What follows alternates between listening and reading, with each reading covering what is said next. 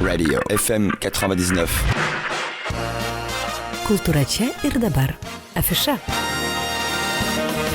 Laikas pokalbėms apie kultūrą ir FM99 studijoje svečiai. Tai fotografas Stasys Šmigelskas. Labadiena, Stasy. Labadiena. Tai Liudas Ramanauskas. Liudai, labadiena. Labadiena, Eglutė. Ir ko gero, šiandien turėsime puikią progą pakalbėti apie tai, kas lieka. O kas lieka? Lieka fotografijos, ar ne? Lieka fotografijos. Taip, Stasy, ar ilgai lieka fotografijos? Taip, fotografijos išlieka labai ilgai. Yra netgi tokios fotografijos, kurios vadinasi amžinoji fotografija. Tai yra šlapias kolodijus, kuris anksčiau buvo naudojamas fotografijoje. Dabar tai labai brangus malonumas, bet yra entuziastų, kurie dabartiniais laikais atlieka šlapio kolodijaus procesą ir demonstruoja, fotografuoja žmonės, atvažiuoja į kitus miestus. Elitų neprisiprašom, nes tai labai brangus malonumas. Bet tai fotografinis metodas, kuris buvo taikomas ir XIX amžiuje, ar ne? Galima sakyti, tame fotografijos priešaušryje, ar ne? Taip, tada buvo vienas iš pagrindinių procesų fotografuojant portretą. Ir tai iš karto gaudosi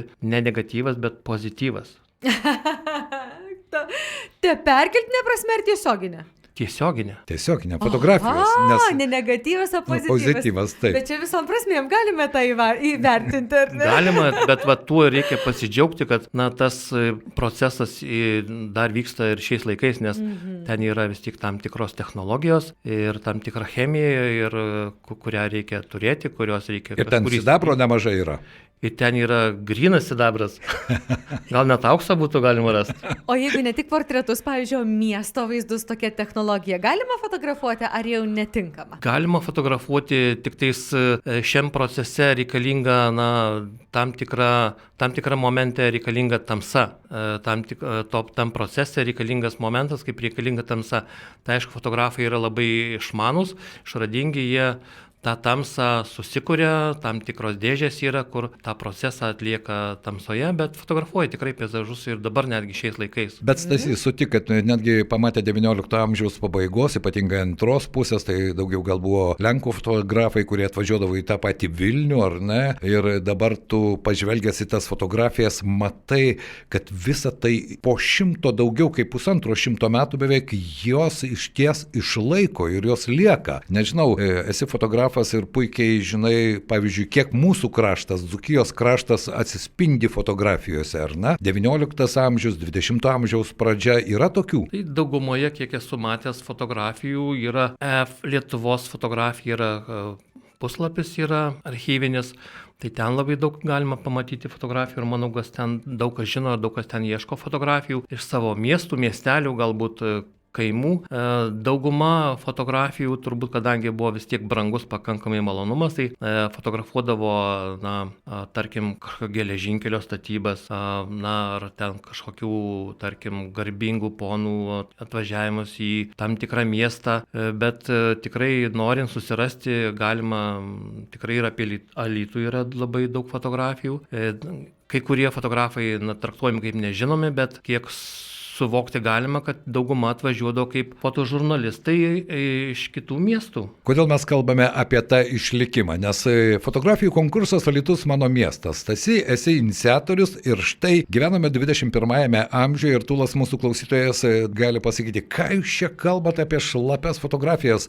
Kiekvieno rankose dabar išmanus įrenginys ir mes visi esame fotografai. Tu esi fotografijos dėstytojas. Dėstai Kauno dailės mokyklos Alytaus skyriuje, ar ne? Ir be jokios abejonės su ta fotografija, su abėcėlė susiduri, ko gero, kiekvieną kartą, kai ateina nauji mokiniai. Tai štai, kiek to šiuolaikinė technologija, štai mano rankose mobilus telefonas, iš tikrųjų daro mus fotografais.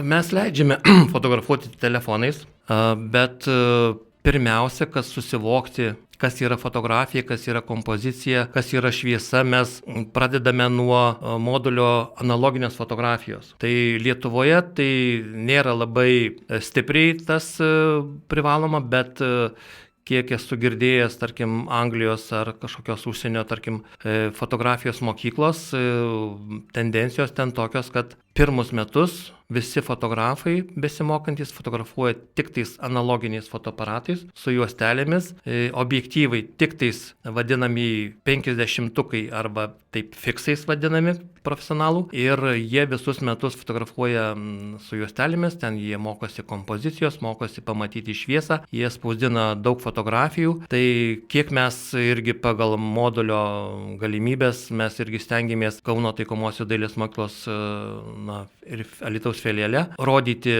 kaip prasidėjo fotografija, tie fotografijos kanonai, kurie yra pagrindas fotografijoje, kaip išmoksta jau pagrindus, jaučia šviesą, kompoziciją, tada mes jau leidžiame naudoti ir kitas technologijas. Ir skaitmeną, ar ne? Na, visi mes savo vaikystėje prisimename tas savo mini laboratorijas, kurias turėdavome namuose. Didintuvas, vonelės, juostelės, kurios namuose turėdavote tiek visko daug. Tai, o kaip? Tai jeigu tu nori fotografuoti, aš fotografavau gal nuo 4 klasės, fotoburelis netgi buvo, tai nuotrauką, jeigu nori pasidaryti, tai tu turi sulaukti tamsos, pasidaryti tą raudoną lempą ir namuose kažkaip ten užsidaręs, kai niekas nevaikšto, pasidaryti tą nuotrauką, bet tai buvo stebuklas, kai tu iš foto juostelės matai, kaip foto popieriuje pradeda ryškėti kažkas tai tokio ir su kokiu nekantrumu tu lauki, kasgi ten gavosi. Juostelės buvo nepigios, kiekvieną kadrą tu negalėjai pleškinti kaip dabar, 1000 kadrų kiekvieno mobiliame telefone. O jeigu kas nors ir nepavyksta, tai gali greit pakoreguoti. Taip, o ten jokių korekcijų, ar ne? Korekcijos buvo galimos, aš atsimenu, vaikystę praleidau fotoateljė Vidzgiryje, kur buvo fotoateljė ir ten dideli volai sukosi ir toj raudonoj šviesoj kabindavo nuotraukas su kniptukais, bet koreguoti minimaliai buvo galima jau padaryti nuotrauką su paprastu pieštuku berods. Retušuodavo. Šiek tiek akis, ten paryškinti ar kažką. Taip, labai daug romantikos visame tame. Stasi, bet sugrįžkime vis dėlto dabar į dabartį, į Alytus mano miestas. Tau kilo idėja būtent organizuoti tokį konkursą ir kviečiate dalyvauti šiame konkurse visus fotografuojančius, ar ne? Čia apribojimų nėra, tai nebūtinai turi būti analoginė fotografija, tai nebūtinai turi būti fotografija padaryta skaitmeniniu fotoaparatu, tai gali būti ir fotografija padaryta mobiliuoju telefonu. Taip, ir vienintelis apribojimas yra toks, kad kadangi mes visi fotografai, mes visi treneriai, mes visi čempionai, mes visi suprantam apie krepšinį, apie fotografiją, apie architektūrą ar apie valdžios sprendimus, viską galim pakomentuoti. Tai vienintelis kriterijus, kuris šiame konkurse yra privalomas, tai yra fotografijos reprezentuojančios miestą. Stasi, tu gali pasakyti, kad Alytus yra tavo miestas? Taip, tiesiai šviesiai. Na štai. Bet šiame konkurse gali dalyvauti ir tie, kurie negali pasakyti, kad Alytus mano miestas. Jie gali pasakyti, nes jeigu jie myli miestą, jeigu jiems patinka Alytus, jeigu jiems patinka Alytaus žmonės, tai manau, jie tikrai, kurie yra ir kaip vadina užeiviai ar ten ištremti iš kitų Lietuvos kraštų į Alytų, manau, jie tikrai gali pasakyti, kad Alytus mano miestas ir labai dabar pastebima Alytaus fotografų pamėgtam ir ne tik fotografų, pamėgtam puslapyje grupėje Neatrastas Alytus. Važiuoja fotografai, tarkim, fotografai atvažiuoja turistai iš kitų miestų, miestelių ir jie fotografuoja Alytų ir kelia fotografijas į grupę Neatrastas Alytus. Tai aš tik norėčiau paklausti, skiriasi atvykėlių ir tų, kurie sako Alytus mano miestas fotografijos. Tas požiūris, kaip jie mato miestą, kitaip negu mes? Iš tikrųjų, tai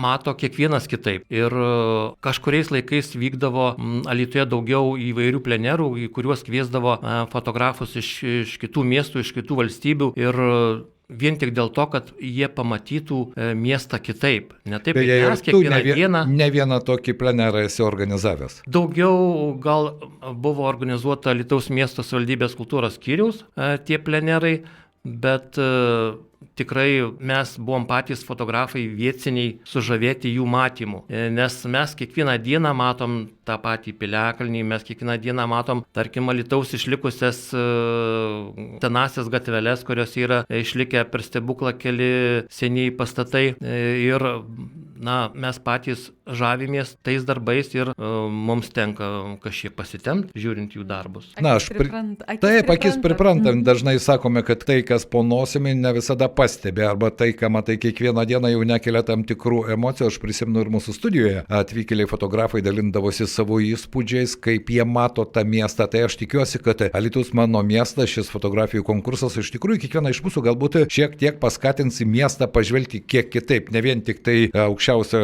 Lietuvos pėsčiųjų tiltą nufotografuoti ar tuos objektus, kurie yra jau tūkstančiuose fotografijų, bet galbūt surasti kiek kitokį rakursą, kiek kitokį kampą. Tai irgi labai svarbu. Ir pamatyti ne tik tą šviesą, bet ir šešėlį. Taip, ir Alytus yra gražus, nuostabus įvairiais metų laikais. Ir tą pačią žiemą, ir pavasarį, ir rudenį, ir vasarą, ir dieną, ir naktį, ir iš paukščio skrydžio. Dabar turbūt pastebime daugiau fotografijų, kurios mums tikrai patinka ir kelia susižavėjimą, tai yra iš paukščio skrydžio. Taip, nes atsirado dronai, atsirado galimybės techniškai tai padaryti. Taip, ir dabar labai sunku nustebinti, tarkim, paprastą fotografiją ir jį tiesiog net laiko konkurencijos su tomis fotografijomis fotografuotos iš drono, nes yra visiškai kitas kampas, kitas pojūtis ir, tiesiog tas miestas patampa žymiai gražesnis, be stulpų, be šiukšliadėžių, be kokių iškasinėtų duobių,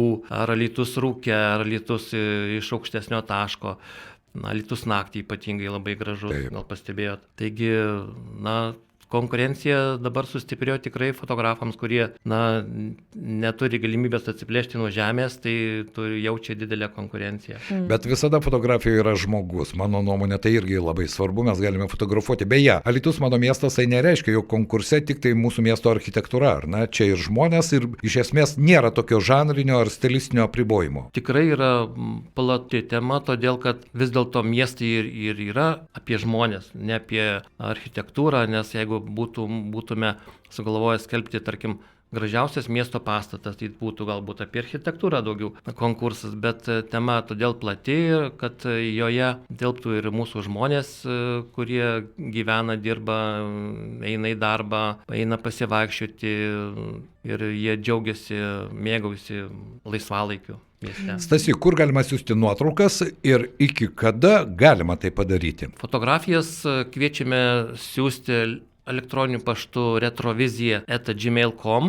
Konkursas tęsis iki gegužės 4 dienos ir po to išrinksime labiausiai patikusias fotografijas, labiausiai reprezentuojančias miestą ir taip pat išrinksime žiūrovų pagalba daugiausia sulaukusias patiktukų, išrinksime ir apdovanosime žiūrovų prizu. Aha, tai bus ir komisijos rinkta profesionalų akimis, ar neįvertinta ir žiūrovų taip pat. Ir bus publikuojama Facebooko paskyroje Neatrastas Alytus, taip? Taip. Supratau. Na štai, bičiuliai, jeigu fotografuojate, jeigu savo miestą mylite, o su meile padarytą nuotrauką, ją iš karto galima atskirti, kaip ir su meile pagamintą patiekalą, ar ne veltui visi virtuvės šefai sako, kiek meilės idėjai, tiek ir skonio turi, tai aš tikiuosi, kad iš tikrųjų alytiškiai, kurie myli savo miestą. Bet, Stasy, norėčiau tavęs vis dėlto paklausti dar tokio retrospektyvinio, kadangi tavo adresas retrovizija, tai vis dėlto retrospektyva, tai yra tas fotografinis laikotarpis nuo XIX amžiaus pabaigos, ne tik Alytuje, bet pietų Lietuvoje. Mane domina išlikimas. Tai yra išlikimas ir to laikmečio, ir tų fotografų praktiškai kiekviename dešimtmetyje mes galime pietų Lietuvoje surasti labai ryškias fotografinės asmenybės, kurios neabejoju patenka ir Lietuvos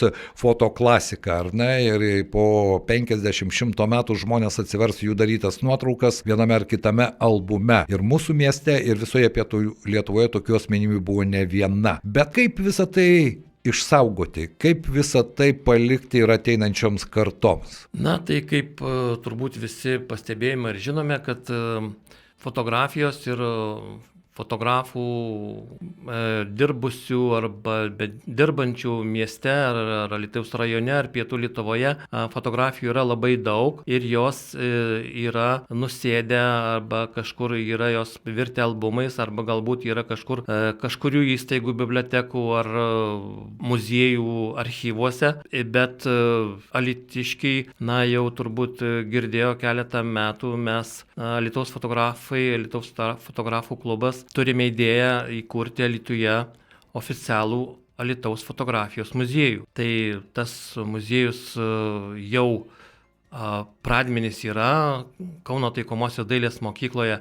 Mes jau turime surinkę senosios fotografijos technikos analoginės, fotoaparatų, fotojuostelių, turim daug knygų, albumų, knygų apie fotografiją, albumų apie miestus, apie Alytų, apie Druskininkus, apie Alytaus rajono vietovės turim irgi fotografijų.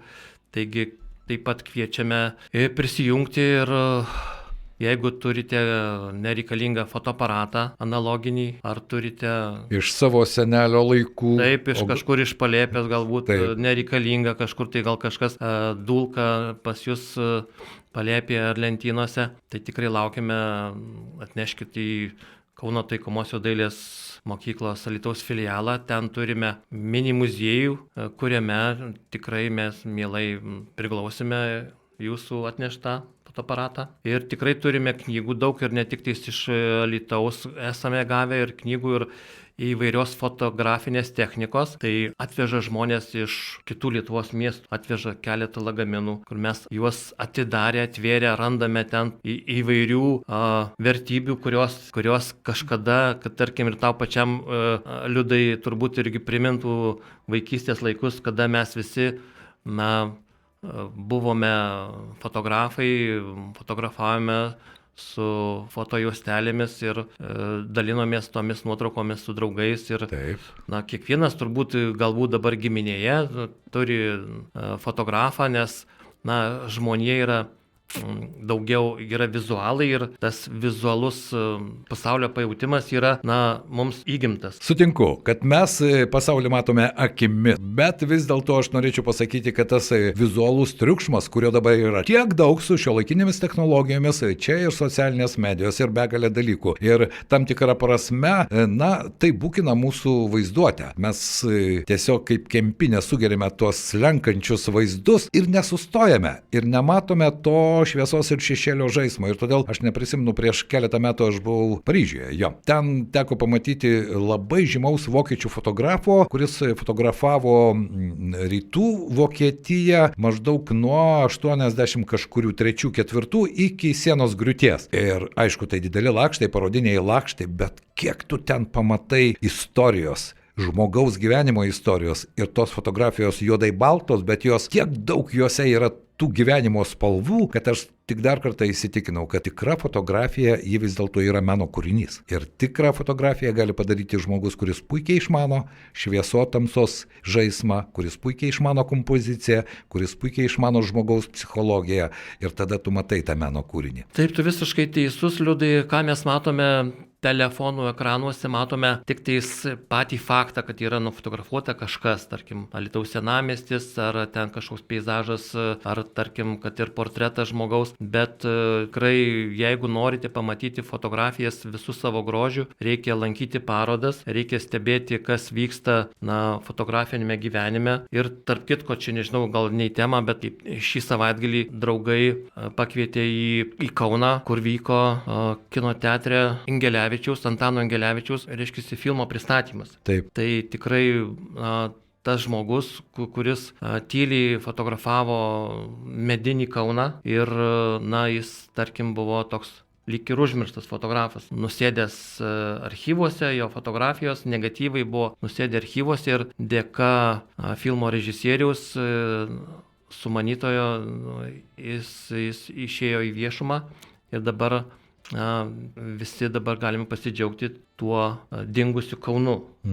Tai taip pat ir yra, toks pats yra dingęs Vilnius, dingęs Alytus, dingę daug pastatų, daug momentų, kurių mes nežinom, kadangi kartos keičiasi, ta informacija, jeigu nepersiduoda, ji tiesiog kažkur prapuola. Tai rekomenduoju visiems ir pamatyti šį sukurtą dokumentinį filmą ir tiesiog patiems daugiau lankytis fotografijų parodose ir tada suvoksit daugiau, kas yra iš tikrųjų ta išliekamoji fotografija. Be jokios abejonės, o išliekamųjų fotografijų mes tikrai Pietų Lietuvoje turime. Ir man visada šiek tiek yra neramu, kur dings Stasio Šmigelsко fotoarchyvai, Zenono fotoarchyvai, kuris irgi turėjo savo požiūrį, ar ne, tą miestą ir fiksavo jį įvairiais rakursais. Begalė fotografų, kurie iš tikrųjų gyveno Pietų Lietuvoje ir gyvena dabar. Ir visa tai archyvai, jiems reikalingos tam tikros sąlygos. Aš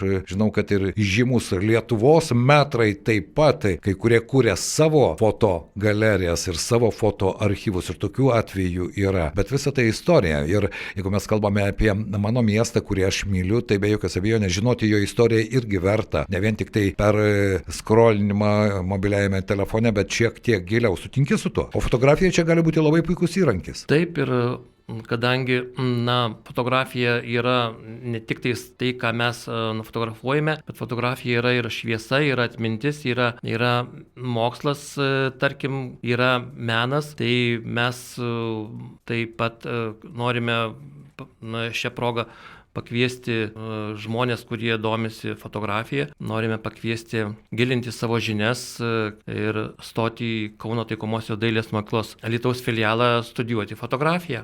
O ten gali pamatyti pačių įvairiausių tipažų. Aš kalbu ir apie mokinius. Tarp jų amžiaus riba yra labai didelė, tarpas labai didelis, bet tai yra svarbu, kad tiems žmonėms, amžius netrukdo, ar ne? Taip, mes vieni kitiems patampame modeliais, mokomės vieni iš kitų, nes vis dėlto patirtis yra skirtingas amžius, skirtingos patirtys, todėl labai nuostabus dalykas yra mokytis ne tik tais pagal programą, bet ir mokytis vieniems iš kitų, perimti vienam iš kito patirtį. Aš tikiuosi, kad patirties įgysi tie, kurie dalyvaus fotografijų konkurse Alytus mano miestas. Bičiuliai, nepamirškite, elektroninio pašto adresas retrovizija@gmail.com. Iki gegužės 4 dienos siųskite jūsų nuomonę, tas fotografijos, kurios reprezentuoja, kaip Stasys sako, mūsų miestą. O mylinčių miestą iš tikrųjų netrūksta. Eglutė, ar savo archyvose surastumėt vieną kitą miesto momentą, kuris taip pat galėtų pretenduoti į šį konkursą? Greičiausiai nesiųsčiau, nes jaučiuosi taip, kad nesu iš tų, kur turiu akį fotografuoti ir pretenduoju, tai aš geriau pasigrožiu kitų darbais, nei pati mėginu konkuruoti. Nebent kažkaip jau ten netyčia pavyktų. Bet nesu fotografuojantis labai žmogus. Bet vis tik į fotografiją žiūrint, ar ypatingai į savo gimtojo miesto fotografiją, vis tiek tam tikras emocinis jauduliukas visada kyla, ar ne? Labai. Ir tikrai, Valiudai,